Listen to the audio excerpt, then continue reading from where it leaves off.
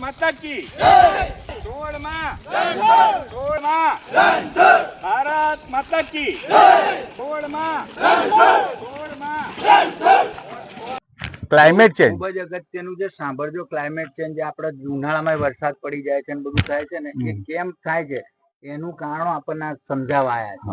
એટલે ધ્યાનથી સાંભળો, બરાબર. ક્લાઇમેટ ચેન્જ એટલે આપણી જે સ્થિર આબોહવા હોય ને, દાખલા તરીકે તમારું કયું ગામ પહેલા? ત્રાણજા લીંબાસીની માતરની આસપાસની જે 30-40 વર્ષની સરેરાશ આબોહવા હોય ને, જે હવા પાણી આપણે લઈએ અને એમાં પરિવર્તન આવે, એને આપણે ક્લાઇમેટ ચેન્જ કહીએ છીએ. શું કહીએ છીએ?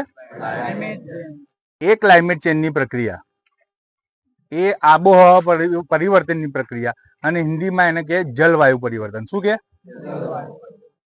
એ પ્રક્રિયા છે તો કુદરતી જ, પણ છેલ્લા કેટલાય સમયથી, મતલબ 1-2 દાયકાથી આખા વિશ્વમાં આફત બનીને વરસી રહી છે. શું બનીને વરસી રહી છે? આ વૈશ્વિક સમસ્યા છે. વિશ્વમાં હરેક ખૂણામાં આ સમસ્યા છે. આપણે દિવાળી વખતે કમોસમી વરસાદ થયો ને, આપણે બધા જ ખેતીવાળા છીએ. છે ને, કેટલાની ખેતી છે? બધાને હશે લગભગ. એમાં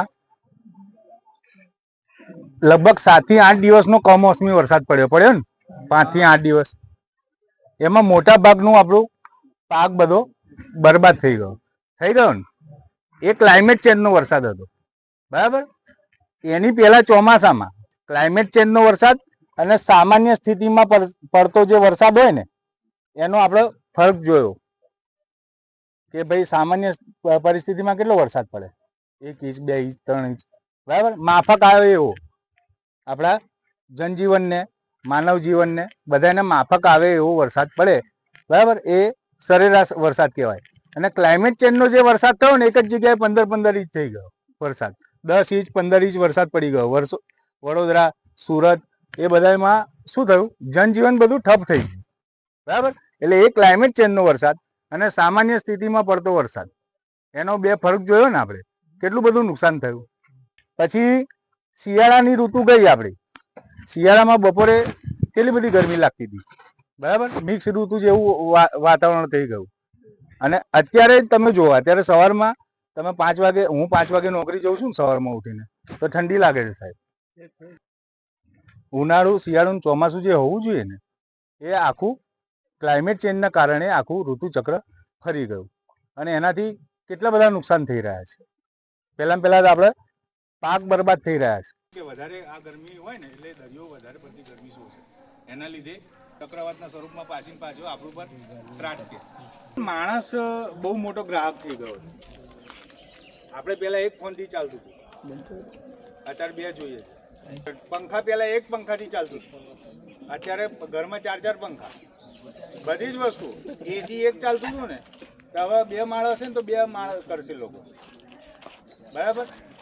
પણ તમે કોઈ પણ વસ્તુ ખરીદો, એની પાછળ કેટલું રિસોર્સ વપરાયું છે, પાણી છે, વીજળી છે, ઉર્જા કેટલી વપરાઈ છે, એનો ખ્યાલ કરવાનો.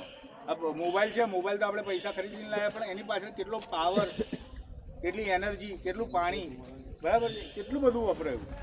ત્યારે થઈને કોઈ વસ્તુ, અને પૃથ્વી મર્યાદિત છે. તમે સમજો એક વસ્તુ, આપણે બધા એવું સમજીએ છીએ કે કુદરતી સંસાધનો અનંત છે, મર્યાદિત છે ભાઈ. પૃથ્વી મર્યાદિત છે, એનો આપણે અમર્યાદિત ઉપયોગ કરીએ છીએ. આપણે છે ને ટેકનોલોજીનો વિકાસ કરી શકીએ છીએ, બરાબર છે. વિજ્ઞાન બધું આપણે વિકાસ કરી શકીએ છીએ. પૃથ્વીને ખેંચી તાણીને આપણે મોટી કરી શકતા નથી. એટલે આપણી જરૂરિયાતો પર બી ધ્યાન આપવાનું છે. સમજાવવા જ આવે છે કે બને ત્યાં સુધી આપણે જે છે વૃક્ષ વધારે વાવવાના, અને જે પેટ્રોલ ડીઝલ ઉપરથી આપણે હવે ઇલેક્ટ્રિક ઉપર ને એના ઉપર જવાનું. કોઈ ભયાનક પરિસ્થિતિ છે, કોલસો છે, બધું આપણે નીચેથી બધી જમીનોમાંથી કાઢી અને એનો ઉપયોગ કરી નાખ્યો હોય. ઇલેક્ટ્રિક વાહનોનો આપણે ઉપયોગ કરીએ. બીજું, વધારેમાં વધારે પબ્લિક ટ્રાન્સપોર્ટનો ઉપયોગ કરીએ. તમે બધા જણ 10 જણ અલગ અલગ વ્હીકલ લઈને જાઓ, અને એની જગ્યાએ માન લો કે તમે એક બસમાં કે એમાં જાઓ, પબ્લિક ટ્રાન્સપોર્ટનો ઉપયોગ કરો તો કેટલો ફરક પડે. 10 જણનું ફ્યુલ બચે ને. હેતુથી જો અહીંયા બધે અસરો છે, કે વાતાવરણ બદલાવાની અસરો છે એના ઉપાયો બી લખેલા છે. કેટલું બધું આ એર ક્વોલિટી ઇન્ડેક્સ ને બધું છે. આ બધો અભ્યાસ તમે કરો અને વધારેમાં વધારે ક્લાઇમેટ ચેન્જ થતું રોકવામાં તમે સહભાગી બનો